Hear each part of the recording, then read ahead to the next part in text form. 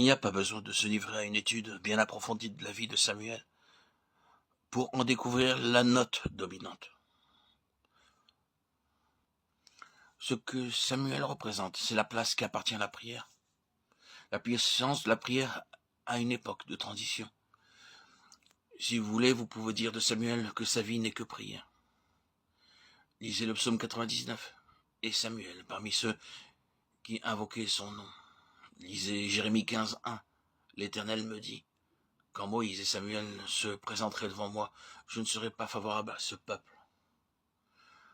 Chasse-le loin de ma face, qu'il s'en aille. Voilà une déclaration qui compte. Parmi tous les hommes qui se sont fait un nom par leur puissance spirituelle, Dieu distingue Moïse et Samuel. Nous savons comment Moïse s'interposa en faveur du peuple et comment ensuite, de son intercession, il sembla que Dieu eût changé d'idée. Telle est au moins l'interprétation naturelle. Après la prière de Moïse, livre des Nombres chapitre 14, les intentions de Dieu, semble-t-il, se sont modifiées. Dieu s'est repenti. Ainsi Moïse se tient à la brèche et il émeut le ciel par ses supplications. Samuel est mis en parallèle avec lui, comme si l'Écriture voulait nous dire que ces deux hommes représentent le dernier mot en matière d'action sur Dieu par la prière. Ce qui est donc mis en relief dans la personne de Samuel, c'est le principe de la prière à une époque de transition.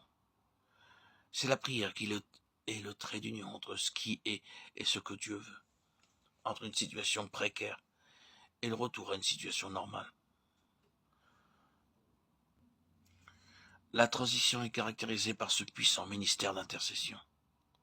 De l'angoisse et de la détresse d'Anne est issu cet instrument de prière qui va provoquer un changement de régime.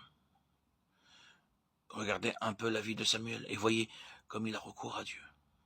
Ne cesse point de crier pour nous à l'Éternel, lui dit un jour le peuple. Quel témoignage! Cela revenait à dire que la vie de Samuel, de notoriété publique, est une vie d'intercession en faveur du peuple. On lui fait dire en substance ceci, continue, continue. C'est à tes prières en notre faveur que nous devons tout. C'est donc bien le principe de la prière qui, avec Samuel, se détache sur le plan de l'histoire. Mais ne l'oublions pas. Avant de pouvoir agir sur Dieu par la prière, il faut apprendre à connaître la voix du Seigneur dans nos cœurs. Les premières années de Samuel furent des années où il apprit à reconnaître la voix du Seigneur. Même lorsqu'Élie laissait parler cette voix sans y prendre garde, Dieu apprenait au jeune Samuel à la reconnaître. Pour pouvoir nous adresser à Dieu avec puissance, il nous faut cette intelligence spirituelle qui est experte à discerner quand l'Esprit parle en nous.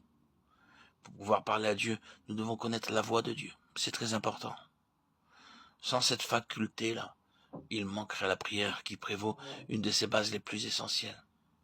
Car une vie de prière, ce n'est pas l'addition ou la succession ininterrompue d'un certain nombre de requêtes. C'est un ministère d'intelligence avec Dieu. On ne parle à Dieu que parce que Dieu a parlé le premier au-dedans.